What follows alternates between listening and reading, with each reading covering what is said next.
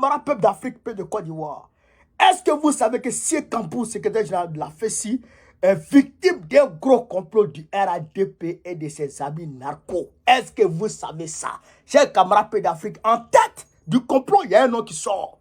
Mamadou Touré. Frère, selon des sources proches du RADP, c'est le nom de Mamadou Touré qui sort. Mais je vais vous laisser ici écouter cette vidéo où Sié Kambou lui-même prévenait l'opinion internationale et nationale sur le complot qui le visait.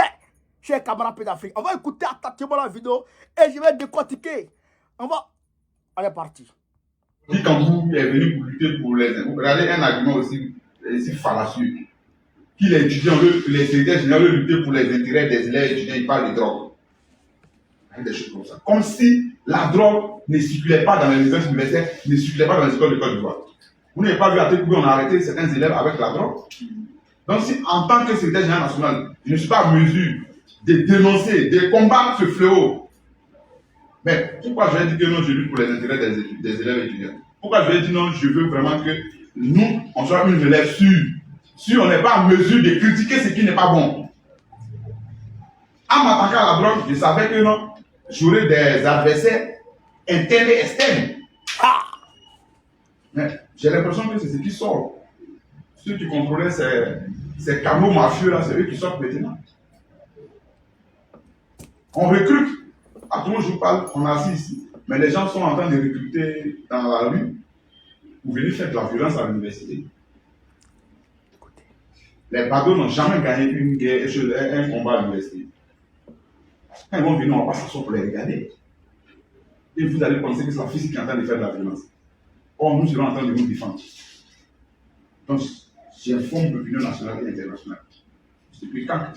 Parce qu'on a tellement de preuves, des audios, des enregistrements de ces pseudo-seigneurs qui disent que non, mais Kambou ne peut pas être comme ça, il ne peut pas faire ce qu'il est en train de faire, il faut. Non, je suis désolé. J'ai pris un engagement devant la nation ivoirienne. De ce qu'on veut faire la mue de l'organisation, on voudrait ramener notre organisation sur un chemin citoyen. Mais quand on parle de chemin citoyen, c'est de rester loin de la drogue, c'est de rester loin des ventes de champs, c'est de rester très loin des fonctions sur la bourse. C'est ce que nous tentons de faire. Sinon, si je voudrais faire comme eux, si je voudrais faire du mécanisme syndical, je sais que tout ce que je viens de dénoncer, ce qui rentre, il y a une partie qui revient au secrétaire général national. Une partie. Que vous-même vous partez mener vos investigations pour comprendre le fléau. J'ai découvert beaucoup de choses graves. Qu'est-ce que ça va à la tête de l'organisation? En 3 mois déjà, les gens sont. C'est comme si on a jeté un caillou dans un poulailler qui contient beaucoup d'œufs. Les œufs. Ça crie partout. Quand vous êtes devenu subitement l'homme à battre. Parce que c'est le Seigneur dont j'étais encore le nom. Parce que le jour où je vais essayer de dire son nom, c'est avec tous les enregistrements qu'on était sur lui, tout ce qu'il dit. Tous ces recrutements qu'il va faire dans la rue, lui, un élu local, qui devait se concentrer sur comment défendre les intérêts de sa population, mais qui est concentré sur d'autres choses.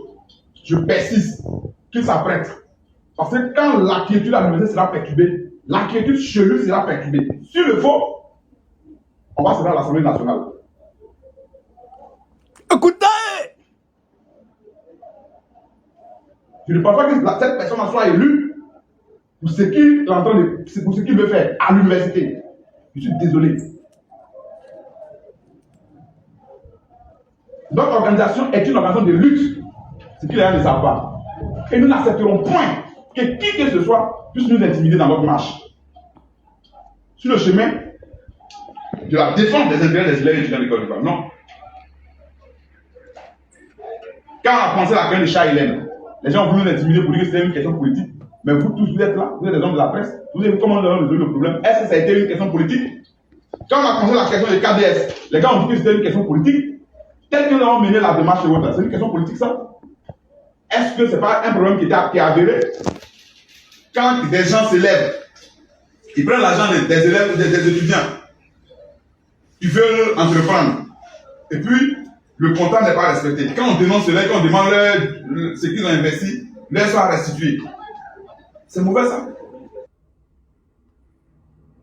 Vous avez entendu? Vous avez entendu, nos chers camarades? Vous avez entendu, non? En réalité, le gars, il s'est attaqué au système mafieux de vente de drogue et le contrôle des politiques sur la FESI. Il a dit non, la FESI ne sera manipulée par personne. Primo. Secondo, il a dit il n'y aura pas de vente de drogue ici. Je vous dis une chose. Hein. Je vous dis une chose. Au nom de Dieu, j'ai cherché à avoir le numéro de Kambou. Moi, j'ai essayé. Je n'ai pas eu. Je n'ai pas eu son numéro. Le gars, c'est que le gars, il a mis une barrière entre lui et les politiques. Et donc, d'une part, c'est ce qui faisait mal au RADP. Mais comment ils font? Ils n'arrivent pas à contrôler la FESI. Mais s'ils n'arrivent pas, eux, à contrôler la FESI, c'est que la FESI est contrôlée par l'opposition. Ouais, voici leur conception déjà.